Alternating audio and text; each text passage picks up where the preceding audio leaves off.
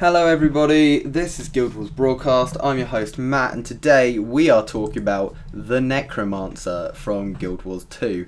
And I actually used to main a Necromancer in Guild Wars 1, so it'll be interesting to see how it's changed and interesting to see what they've added to it. I'm sure it'll be good stuff, because if it's not, I might cry a little inside. But anyway, getting started, you can see on the page that, you know, some pretty pictures for the Necromancer, and they've put a little minion tagline in there, which is always nice. But anyway, moving down onto the special skills of the Necromancer, they have Wells, Minions, Marks, and Fear, which is a really interesting one, I have to say. But let's start with Wells. Pretty much, if you've played Guild Wars 1, you'll know what they are. They're like a little aura, an area of effect aura that affect the people inside it, and they can obviously be good for your team or bad for the other team. One of them in particular was the Well of Blood, which I think gave your team a regen if they were in the circle, but don't hold me to that because I haven't used Wells for ages. But anyway, let's carry on. Minions, all you minion masters out there will love this as usual. Pretty much you get a corpse of someone you've killed and you summon a minion out of it, and then you can control them to attack what you want, or usually they attack the thing you're attacking, but you know what I mean.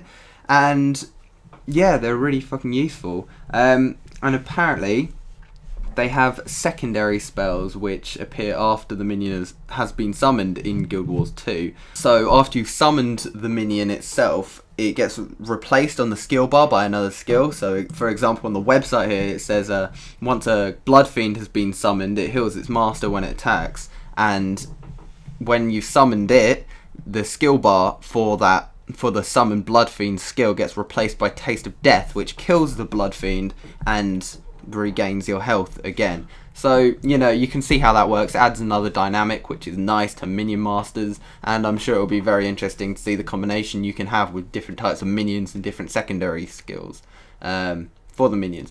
But moving on, Marks. Marks are placed on the ground apparently. They have like an AoE sort of effect, and you can trigger them when you want, so they're kind of like ranger traps, I think. And yeah, they seem pretty interesting.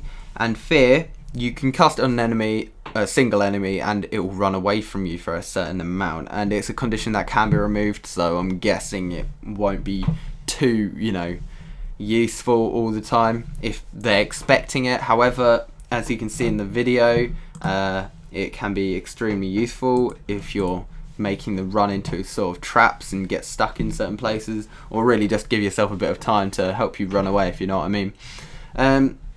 But yeah, weapons the Necromancer can use. They can use an axe, they can use dagger, scepter for main hand. Their offhand weapons are another dagger, a focus, or a warhorn, which will be extremely interesting, I think, and two-handed staff, which is pretty standard, to be honest.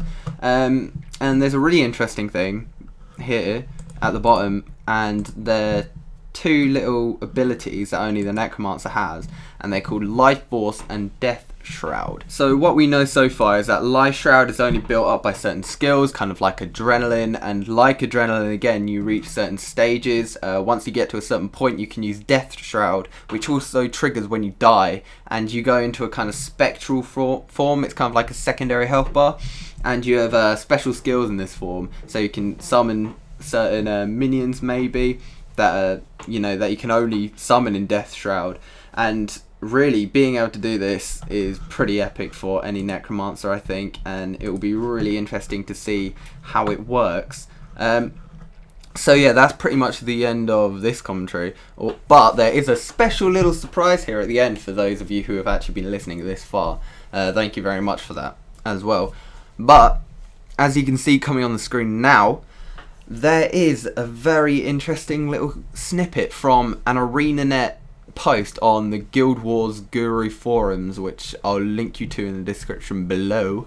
And he says that another profession will be released in January, and guess what month it is? It is January. So hopefully in the very near future you'll see another one of these talking about the newest profession to be added to the list. And there's some speculation to this, but I'm not going to talk about that right now because I'm I don't want to get it wrong, if you know what I mean. I look like an idiot. But yeah, it will be cool, so watch out for that in the future. But from now until that's released, I'm probably just going to be talking about some of the concept art and some of the news that has popped up, and probably actually the races right now, because that is quite a big factor that has changed from Guild Wars 1 to Guild Wars 2. But anyway, thank you for listening. This is Guild Wars Broadcast. I'm Matt, and I'll see you in game.